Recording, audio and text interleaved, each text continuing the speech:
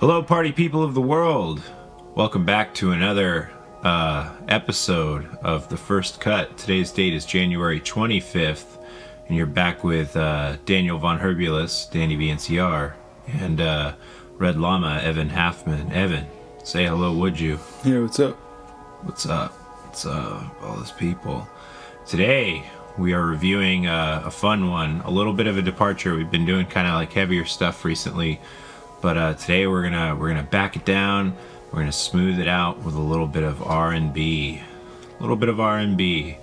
Evan, would you like to talk about today's topic? I don't know. R&B. This was not my week to choose the topic. So I mean, R&B isn't. I guess it's not like a genre that I personally pay much attention to, but.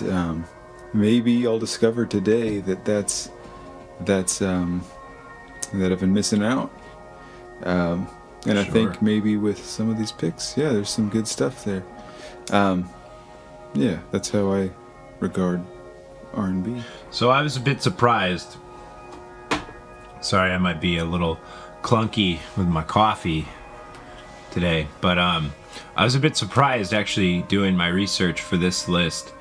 In that Bandcamp has a pretty significant selection when you go into the R&B tag. However, that being said, a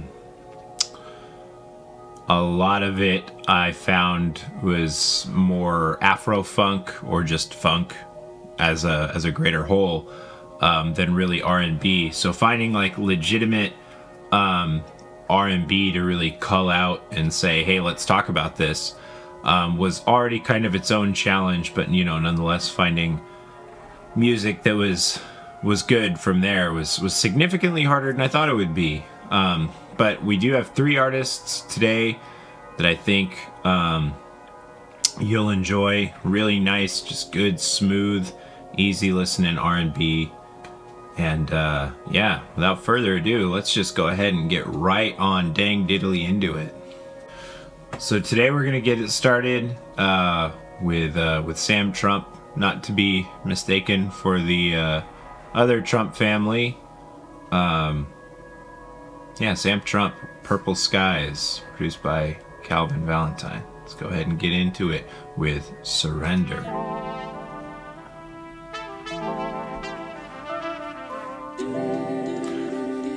Evan, you want to go ahead and get started on this one?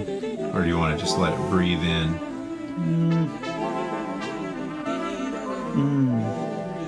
Let it breathe, child. They say seeing is believing, but do you believe what you're seeing? When will you ever find the truth? Well, baby, I got the truth. And see so, the thing about it, with this fellow, this artist, I think this is one I didn't have like a lot of like really strong feelings or thoughts picking this one, so it felt like, I guess, a natural initial entry into the list, because I think it kind of covers the bases and checks the boxes of like just good smooth R&B. I think it has like a nice, like gentle, placid feeling to it. Like, of course, it's got like that nice rhythm section. It's got that bass. Does it also have nice blues? Oh yeah, that's what I was going for.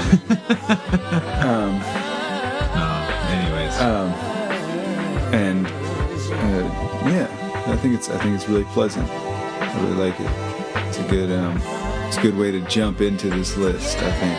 Yeah, I think it's probably worth saying too. Like this list is going to be very void of baby making music, but it's not to say that it's not good choices, but they're kind of more on the upbeat side, I think.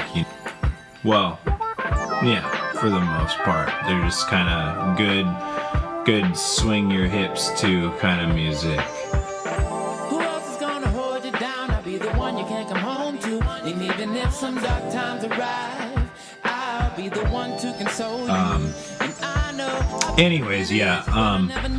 Sam Trump, I think, you know, I'm not like,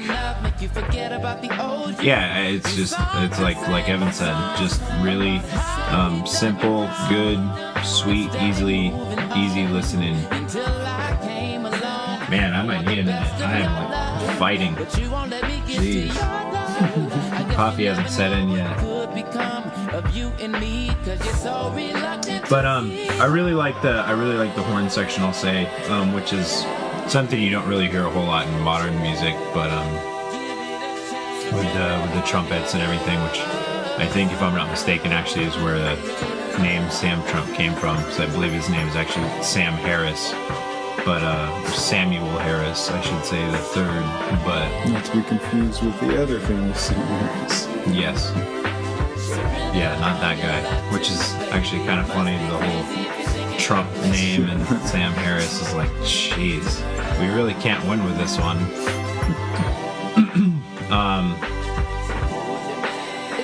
Yeah, so I was kind of floored by that. That was a weird epiphany I had, but yeah, not really sure what more to say. It's just good. Just listen, you know. Kind of sounds like reminds me of so in Seattle there's a radio station called 107. Wait, no, hold on. It's 90.3 KEXP, and they're pretty keen on, they're like sort of the indie station of Seattle, and they're pretty keen on music sort of in this vein, and this reminds me of something that like I would hear on there, and yeah, just like they really, definitely, like, I don't know, this to me has sort of like an indie feel to it, like sort of a I don't want to say DIY necessarily, but like, yeah, it doesn't sound overproduced. Yeah, it sounds like there's enough there, like there's yeah. So that's sort of the vibe with this. I like. Well, there's something I feel comfortable talking about. I'll say just that's something I hear a lot. I'll say in R&B music, and getting into soul and hip hop and things as well. Especially in a modern context, it is very, very commonly overproduced to a point of being, I don't want to say non-musical, but in a lot of cases, it sounds entirely synthetic. Like there's all human error possible was just sucked out of it completely. And that's kind of upsetting. It's nice to hear some of the little, I don't want to say flaws, but differences, I guess, that we have, I guess, when we make music represented in R&B. And that is something you'll hear a lot through this list, which I like a lot. So it's kind of cool. It's kind of cool to see, more of an independent take on genre, I guess, that is very commonly overproduced to all hell. Yeah. Yes, indeed. Chi-town? Oh, Chicago. I messed me up. I thought you were talking like chai tea or something. Anyways. So with that being said, why don't we'll go ahead and read this one out and then go on to our next pick, Evan, if that is not objectionable to you. No, it seems fine. Yeah.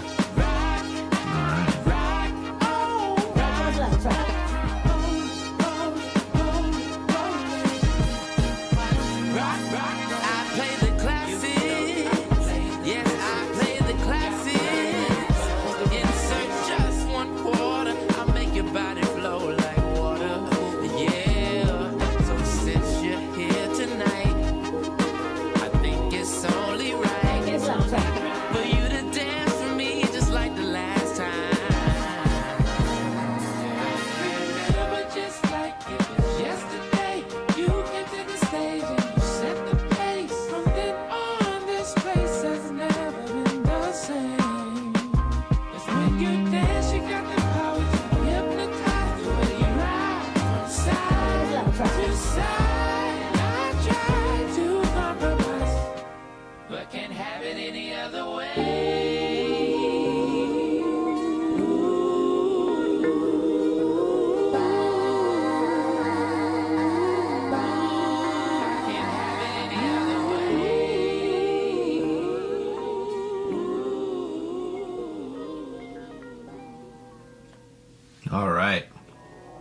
Okay, party people, back in with choice number 2. We have King Garbage and their album Make It Sweat. King Garbage out of Asheville, North Carolina.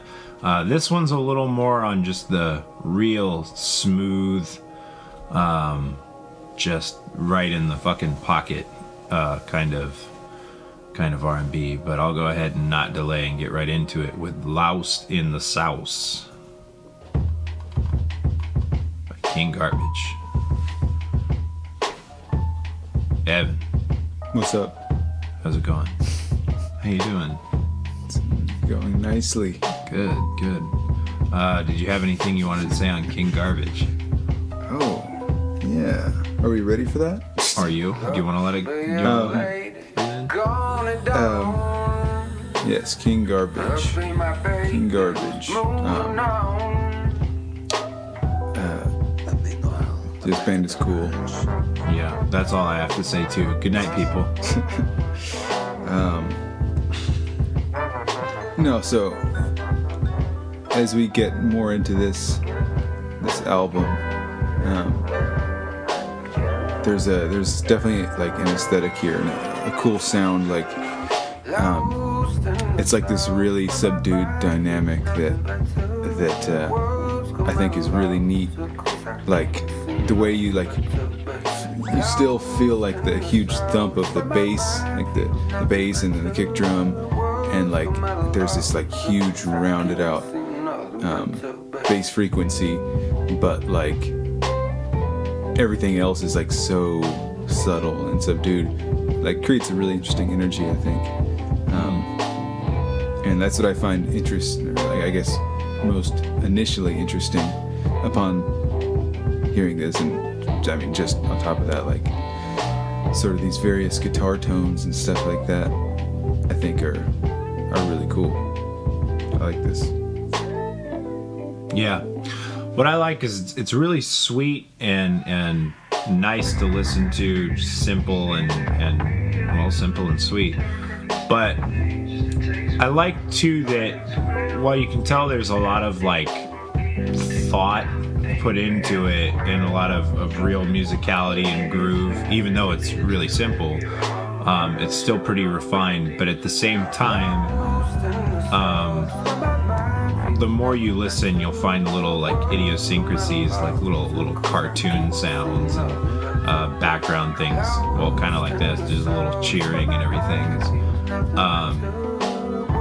It's kind of nice to see when musicians do really refined music, but still don't take it too seriously. That's always refreshing to me to see. I don't know. Everyone who's really involved in music definitely knows that guy who takes themselves way too seriously and takes their music way too seriously. So it's really nice to see when people don't. I know there was a fun story from a band that Evan and I both really admire, Between the Buried and Me, when they released an album years ago called The Great Misdirect. They had a song on it called Disease, Injury, Madness. Evan, you probably know the story better than I do. The horse? Yeah, the horse. Yes. If you want to go ahead and spell out that regaliance. Well, there's just a point in the song before a particularly writing and fun section comes in, where it kicks off with the sound of a horse neigh, and it's something. I mean, you probably miss it unless you listen with headphones.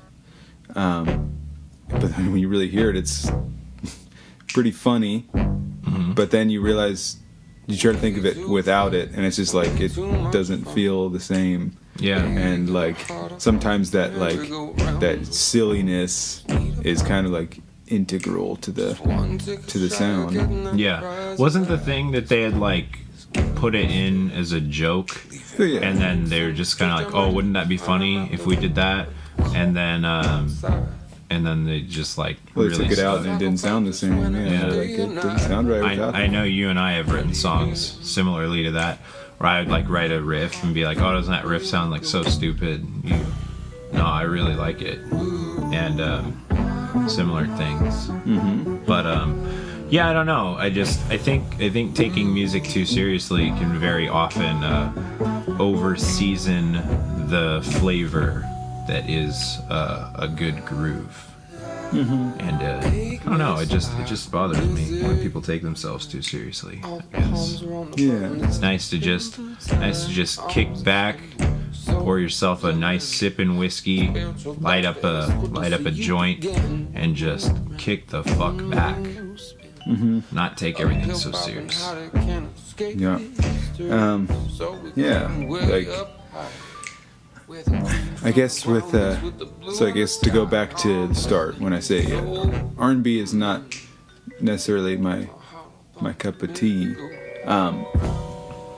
There are definitely like things about this that, I think the right way to put it, not that turn me away, but I mean, I guess they kind of do. I guess I can say that without sounding like I'm being critical of the music, because I'm not. But I think like, I'm pretty sure with how many episodes we've done, never saying a single negative thing about anything ever, if you made a slight critique, you would be more than forgiven. Yeah, and it's not even a critique. It's like literally me saying, it's just the vocal affectation. I think sort of like the vocal style that's done here is definitely not like something that does anything for me. But sure. I think it fits like nicely within the arrangement, and I mean, it's just not your style. Yeah, it's not my style, but like other than that, it's just like, even just like these instrumental parts right here, like there's so much like breath in between each note. I just think like it's so interesting, and those vocables I think sound good too. Yeah, absolutely. That's the thing that's interesting about this too, is that they use a lot of layering to create an enormous atmosphere, and that all of the parts can be really, really simple, but there's like so much going on that it's never boring. And that's fascinating in its own way. I think like that's worth talking about. I think that there's like 9 different things going on, and all of them are really simple, really slow and drawn out, but there's enough that there's always a hit, and there's never silence or boredom, which, I mean, I'm a big fan of silence in music, quite frankly. I think silence is the one note that no one ever seems to play. But it doesn't have, I don't think it really has a place as much in R&B personally. So obviously it's good. Well, it's not. Yeah, I mean, the key part of R&B is like rhythm and blues. Yeah, I mean, if you don't have that rhythm thumping you along, then it becomes a different thing, which is great. I mean, it's one thing to play with it, and another thing to just totally tamper and poison it. Yeah, and I think this just always has a nice groove going, and like always has something to latch onto, and like I think this is a particularly special album. I think this is cool. It's got a unique aesthetic too. I mean, it's like everything about it. And like, let's be totally honest, King Garbage, that's not the kind of name that I would normally associate with like an R&B band. I wouldn't either. Typically think like a punk band. You know, it sounds like that kind of. I mean, the album name, Make It Sweat. I mean, yeah, that sounds R&B. But yeah, King Garbage. No, I agree. And that was actually funny enough, going through the list of all of the innumerous artists that I went through to make this 3-band list. When I saw the band name King Garbage, I thought, yeah, this does not belong in this list. It must have just been like mislabeled or something. Or it's actually very, very common that when you go through tags on Bandcamp, that you'll find an album that's like punk, and it'll say punk, metal, blues, jazz, R&B, soul, hip hop, and you're like, why are you using every single genre that there is to describe a punk album? And you realize it's because they want to throw out as wide of a net as possible. to try and get as many views as they can, which is really snaky and goofy in my opinion, because obviously, you know, somebody goes, oh, well, let me check out this hip-hop album, they find out it's, you know, a crust punk album. Very low likelihood they're going to be interested in it. But yeah, I figured, oh, King Garbage, yeah, that can't be R&B. It's got to be mislabeled. So I actually went by it probably like 4 or 5 times before I eventually thought, all right, I guess I'll give it a shot.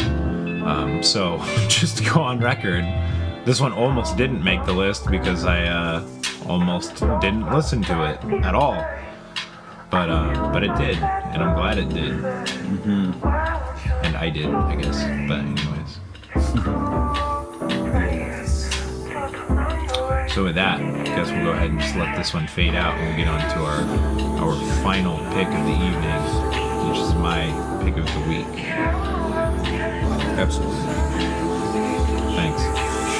And finally, for all the lovely people, we have Dialogue by Aaron Abernathy. We won't waste any time getting into this one. Just gonna go ahead and hit that play button.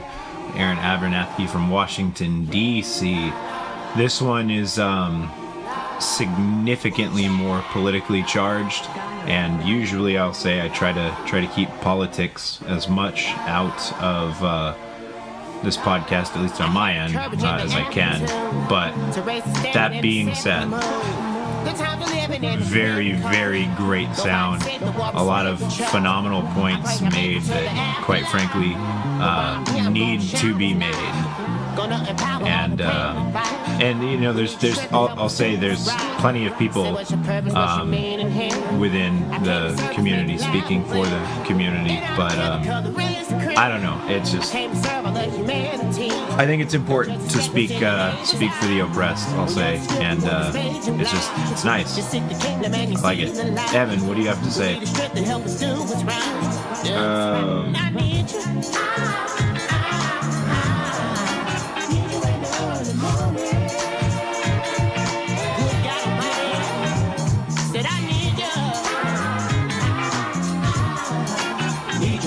Oh, yeah.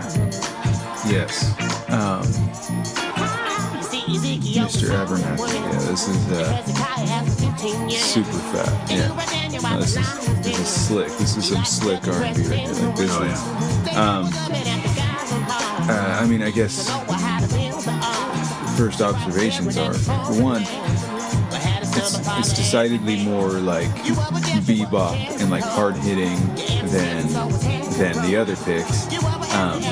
Obviously, there's you know, the political subtext and other more serious lyrical issues going on. But like, I think like the production is just like so much more dense here than with the other things. That's true. And like, it's very, very pleasing, I think. And especially like the vocal delivery, which I'm assuming is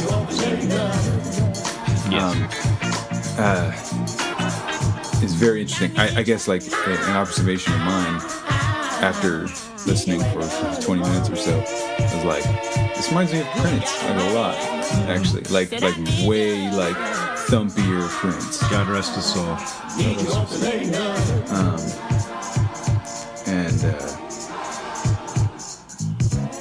Yeah. Yes. I, as a bassist myself, too, I think the bass is a little subdued in this album, personally, and that's really, honestly, the only thing I'm not crazy about, because if you actually listen to it through a really good system or through headphones... That's why when someone asks me about violence, I just find it incredible. Yeah, when you listen to the bass, you actually do get to really hear it. It's really just sexy, man. Like the grooves that their bassist made. Well, I'm not sure. Actually, probably the list. Let's see. I mention it. No, they don't. So I'm sorry I can't call you by name, but man, it's good. Bass riffs are killer, man. So I just wish I could hear them a little easier, but yeah, really, when you listen to the drums and everything, it's super well played. You can tell the musicians, all of them, are very seasoned, including Mr. Abernathy and his singing and everything, which is great.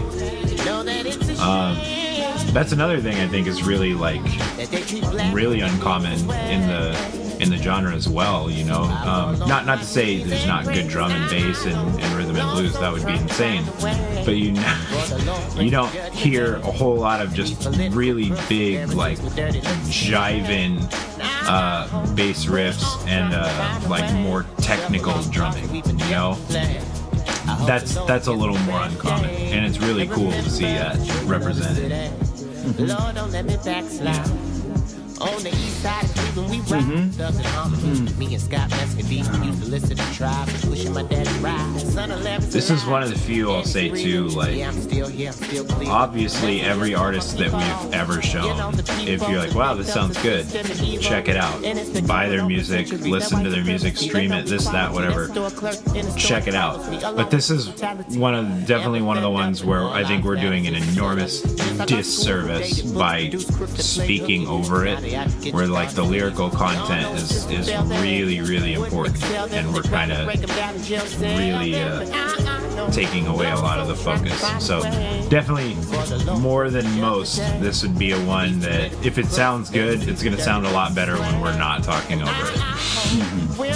So definitely give it a listen on your own. I hope the Lord hears my prayer today and remember the children of the city. To me, we are the most beautiful creatures in the whole world. Black people. I mean that in every sense, outside and inside. And to me, we have a culture that is surpassed by no other civilization, but we don't know anything about it. So again, my job is to somehow make them curious enough or persuade them by hook or crook to get more aware of themselves and where they came from and what they are into and what is already there, and just to bring it out. This is what compels me to compel them, and I will do it by whatever means necessary. Oh, there's that bass. But yeah, so that being said, this list was, well, actually I guess the list was the same length, but this episode, I guess, if you will, this podcast was significantly shorter than most of ours are.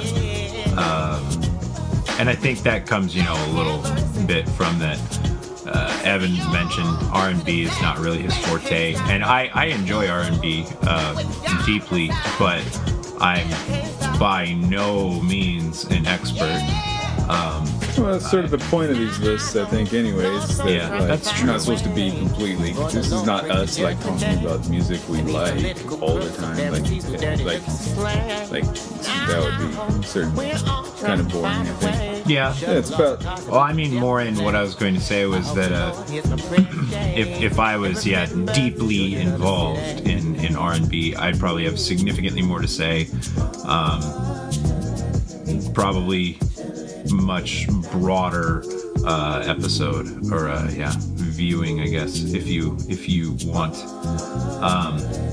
But I don't. We don't. And I mean, it's kind of nice to listen to get into territories where you're not really as veteran and explore and learn things about it and about culture as a whole. And it's really nice. Nonetheless, being able to reflect upon that and share it, it's pretty cool. But that being said, likely won't be the case for 2 podcasts in a row. But we'll be back soon, hopefully, with a whole new thing to talk about. Is that what you want to do? Are we calling it now? Yeah. I was going to say, if you say yes, we're married to it. Yes. Alright, you guys heard it. Episode whatever, the one after this, will be Dungeon Synth. you can't see it, but I'm kind of face palming a little bit. Oh, man, it's like... You're doing the research on that one. Yeah. All right, good. Thank God. That's it, yeah. That'll be fun in its own way. But with that being said, Evan, do you have anything else you want to say to the people before we let this one fade out? Just go listen to these bands. Yeah. Don't be dumb, you dingus. Don't be dumb. Sam Trump, King Garbage, I almost said King Sweat, King Garbage, Aaron Abernathy, all great picks. All great picks. Follow them on Twitter, buy their shit on Bandcamp, all those fun things. Yeah. Thanks for tuning in again, guys. Hopefully you'll see us again real soon. We're trying to get to a point where we can do this, once a month or so. But, when you listen to innumerous artists to try and get a list, it does make it kind of complicated. Plus, add work and life and everything else. There's that too. But hopefully you'll hear back from us real soon. Yeah. And with that, good night, everybody. Good night.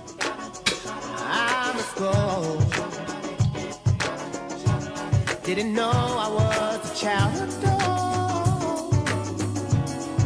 I left my household.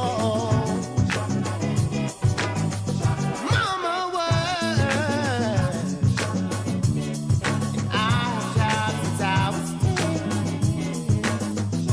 10. Cutting grass to make some difference. Bagging groceries to help pay the rent. Lord have mercy.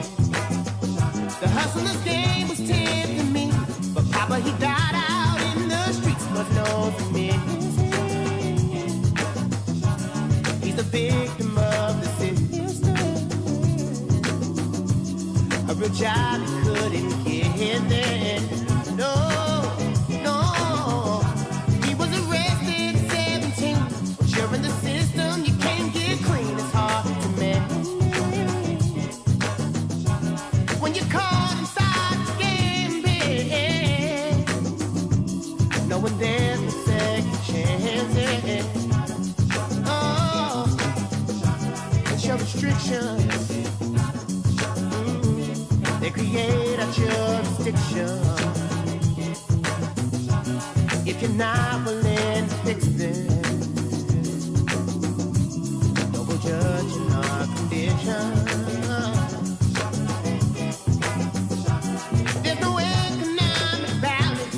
Disadvantage is a challenge. Don't you turn your back. What you look down on, you created that. Didn't ask for this environment. No.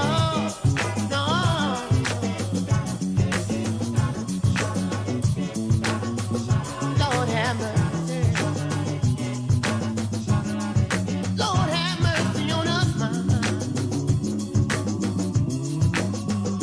Lord have mercy. Yeah. How am I supposed to survive off of less than $1 an hour? Yeah.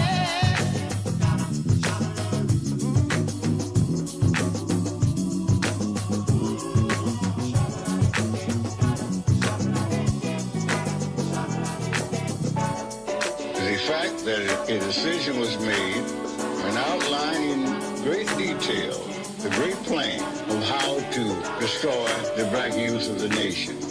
And the decision was to concentrate the distribution of drugs on the black youth of the nation, beginning in the elementary school. That New York and other large cities were to be divided up into districts. The district commander, black, was to be given any kind of car he wanted. Mercedes, Rolls Royce, anything. Because this would be a part of the sales pitch. The blacks just love fine cars, and he'd drive around through the community in this fine car, and he'd be identified, he'd be known. But thus it began. and the spread over the country. And we fell for it. Now, one thing was important. That the thing to attract the blacks, more than any other thing, more than the drug itself, it have a number of key young people and spread the word that this is the end thing. So that'll get them. Just say it's the end thing. And they'll brave the fires of hell to be a part of the end thing. I've been trying to get out that gutter for the last 4 years, but it looks like it's something always holding me down.